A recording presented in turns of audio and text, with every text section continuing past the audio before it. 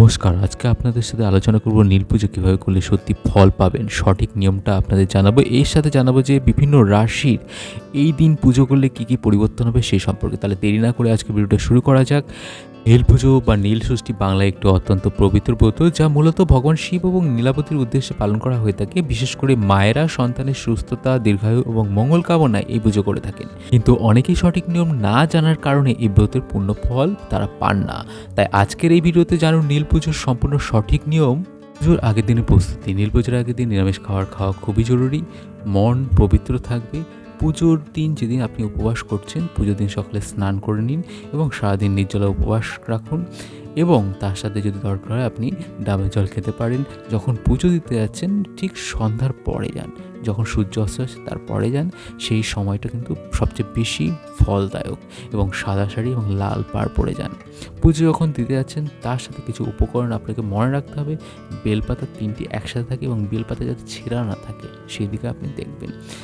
তার সাথে ধুতরা ফুল নেবেন, আকন্দ নেবেন, নীল অপরাজিতা ফুল নেবেন, গঙ্গার জল নেবেন, দুধ নেবেন, ডাবের জল নেবেন, পঞ্চামৃত অর্থাৎ দুধ, দই, ঘি, মধু, চিনি নেবেন, ফল নেবেন, মিষ্টি নেবেন এবং প্রদীপ নেবেন।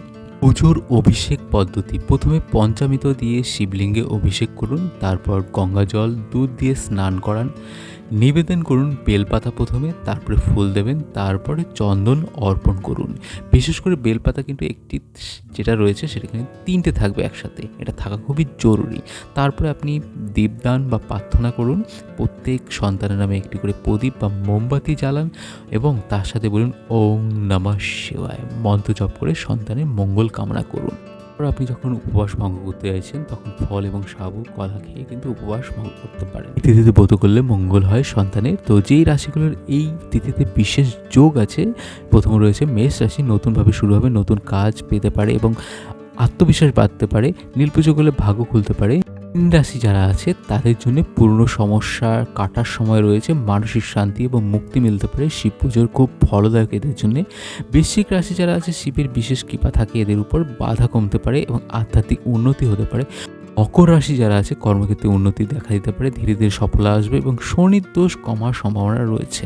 কর্কট রাশি যারা আছে তাদের পরিবারের শান্তি আসবে, সন্তানের মঙ্গল হবে এবং মানসিক শক্তি বৃদ্ধি পাবে। আজকের ভিডিও ভালো লাগলে লাইক, শেয়ার এবং কমেন্ট করবেন। আপনি যদি চ্যানেলে নতুন হন তাহলে চ্যানেলটিকে সাবস্ক্রাইব করে পাশে থাকবেন। আগামী ভিডিওতে আপনাদের সাথে দেখা হচ্ছে। আপনাদের সকলের ভালো লাগে এই নীল পুজোতে।